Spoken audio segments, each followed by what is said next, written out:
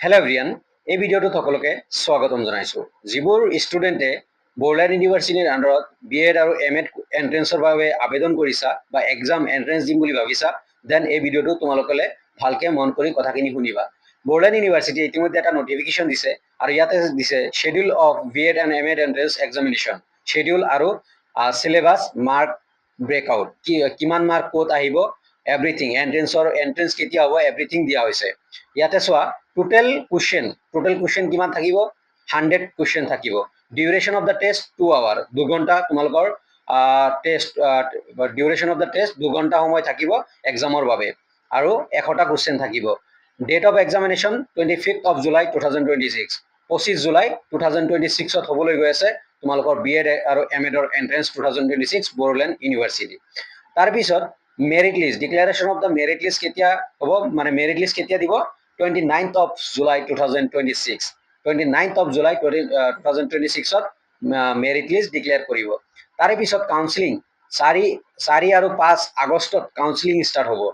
ফাৰ্ষ্টৰ পৰা মানে cut off wise, মানে জেনেৰেল বা অপেন কেটেগৰী, SC ST সেনেকুৱা যিমানখিনি চিট থাকে 4 আৰু 5 তাৰিখে কাউন্সিলিং হ'ব আৰু তাৰে পিছত এডমিশ্যন হৈ যাব। তাৰে পিছত ক্লাছ ষ্টাৰ্ট হ'ব 10 আগষ্টৰ পৰা। অ'কে, আৰু ইয়াতে চিলেবাছ দিয়া হৈছে কি কি লাগিব, তোমালোকে স্ক্ৰীনশ্বট মাৰি ৰাখিব পাৰা। ছেকশ্যন 8 জেনেৰেল ইংলিছ আছে, টেন্স, ভইচ, নেৰেশ্যন, প্ৰিপজিশ্যন, তাৰপিছত কাৰেকশ্যন অফ চেণ্টেন্স, ভকেবুলাৰী, মানে টোটেল কিমান আহিব? জেনেৰেল ইংলিছত নৰ্মেলি জেনেৰেল ইংলিছত 30 মাৰ্ক আহিব, 30 কুৱেশ্যন 30 মাৰ্ক।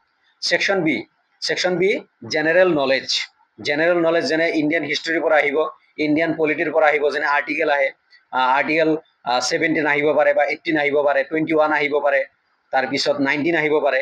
চ' পলিটিৰ পৰা কৈছোঁ, ইণ্ডিয়ান পলিটি। তাৰপিছত ডিফাৰেণ্ট শ্বেডিউল আহিব পাৰে। So' Indian polity, Indian history, general science আহিব, আৰু কাৰেণ্ট এফেয়াৰ। বৰ্তমান কাৰেণ্ট এফেয়াৰ মানে কি, বৰ্তমান কি হৈ আছে, কোনে ক'ত কি কৰি আছে, বা মানে current news. Okay, section B 30 question. Section C reasoning and numerical ability, মানে সৰু সুৰা মেথছ আৰু ৰিজনিং, যেনে কেলেণ্ডাৰৰ আহিব পাৰে, তাৰপিছত বেলেগ বেলেগ ৰিজনিং আছে, আহিব পাৰে। ৰিজনিং গমেই পোৱা। চ' নিউমেৰিকেল মানে মেথছ, সৰু সুৰা মেথছ আহিব পাৰে, আহিব। তাৰপিছত ডি ছেকশ্যন আৰু 30টা কুৱেশ্যন থাকিব, আৰু ডি ছেকশ্যনত কাৰেণ্ট ইণ্ডিয়ান এডুকেশ্যন NEP ছিষ্টেমৰ ওপৰত আহিব। Totally 10 mark, total 100 mark. 30 mark general English, 30 mark general knowledge, Indian history, Indian polity, general science আৰু কাৰেণ্ট এফেয়াৰ, আৰু 30 mark reasoning and numerical ability 30 mark, আৰু 10 মাৰ্ক নিউ এডুকেশ্যন পলিচিৰ ওপৰত। তাৰে পিছত সৰ্ব শিক্ষা অভিযান, যিখিনি BEdৰ কাৰণে, যিখিনি BEdত পঢ়াবই সেইখিনিৰ বিষয়ে অলপ পঢ়িব দিছে। টোটেল 100 মাৰ্কৰ।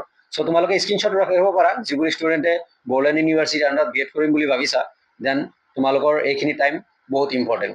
ধন্যবাদ ভিডিঅ'টো চোৱাৰ কাৰণে। এগেইন কৈছোঁ, তোমালোকে স্ক্ৰীনশ্বট মাৰি ৰাখিবা। ভিডিঅ'টো ভাল লাগিলে লাইক, কমেণ্ট, শ্বেয়াৰ, ছাবস্ক্ৰাইব কৰিবা বা ফ'ল' কৰি ৰাখিবা পেজটো। ধন্যবাদ।